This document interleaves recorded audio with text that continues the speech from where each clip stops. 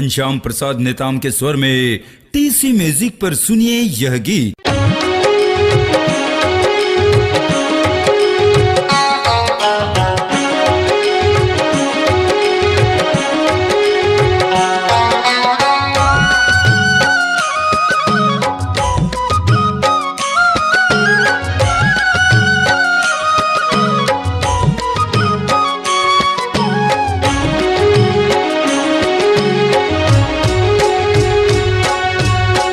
आबे चिड़ैया आबे ओ आबे मायारू आबे ना रे अमरैया छामा डोंगरी का छार माँ करमा नाचला आबे ओ अमरैया छामा डोंगरी का छार माँ करमा नाचला आबे ओ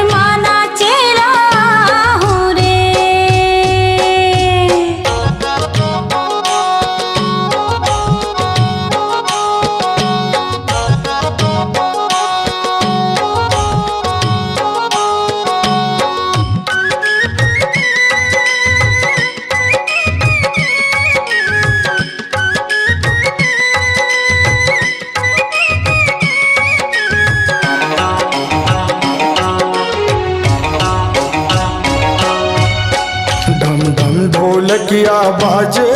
तक दिन ना मांदर वो झूमर के नाचल रानी एक मन के आगर वो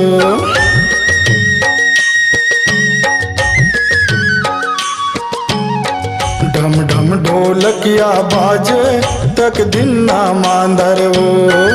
झूमर के नाचिल रानी एक मन के आगर वो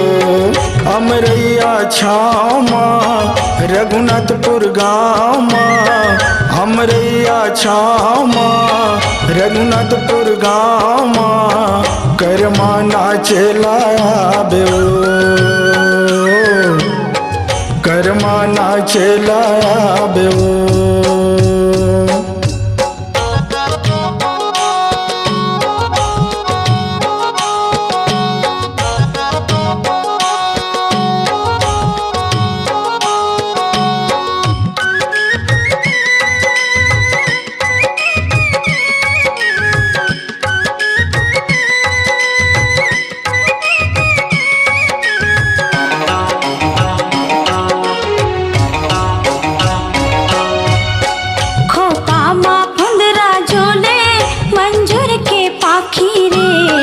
माया के गीत गाए बस गे मोर आखिरे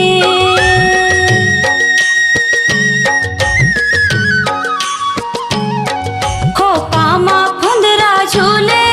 मंजूर के पाखी रे माया के गीत गाए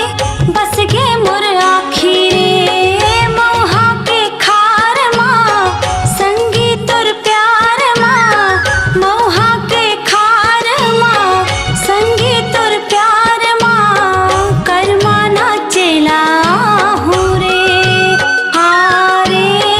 करमा नाचला हूँ रे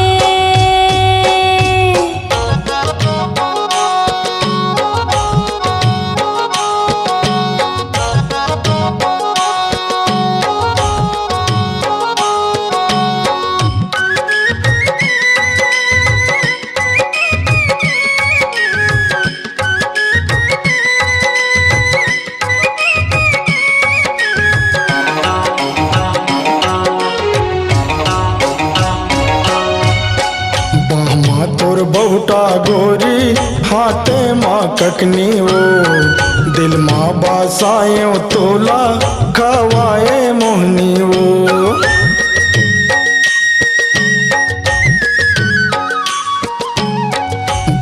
माँ तोर बहुटा गोरी हाथे माँ ककनी वो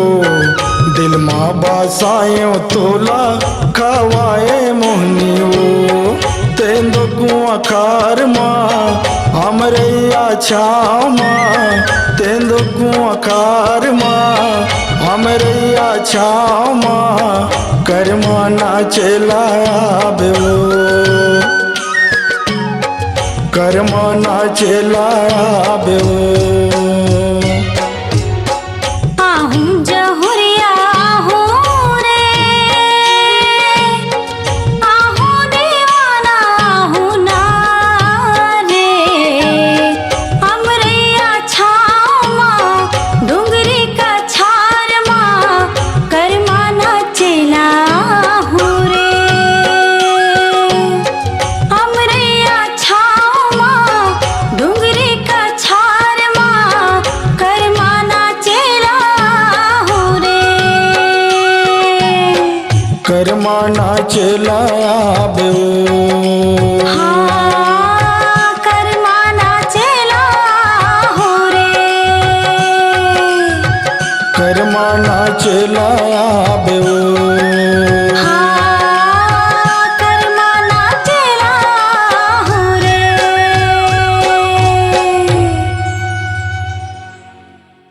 अपनी आवाज को दीजिए एक नया मुकाम। डिजिटल रिकॉर्डिंग की दुनिया का जाना पहचाना नाम स्वरांजलि, जहां गूंजती हैं ध्वनियां अपनी माटी की सौंधी सुगंध के साथ। छत्तीसगढ़ी संगीत के विविध रंग जो पहुंचाते हैं पूरे प्रदेश में डिजिटल रिकॉर्डिंग के संग। स्वरांजलि स्टूडियो, नेमीचंद गली नंबर 2, गंजपारा, रायपुर।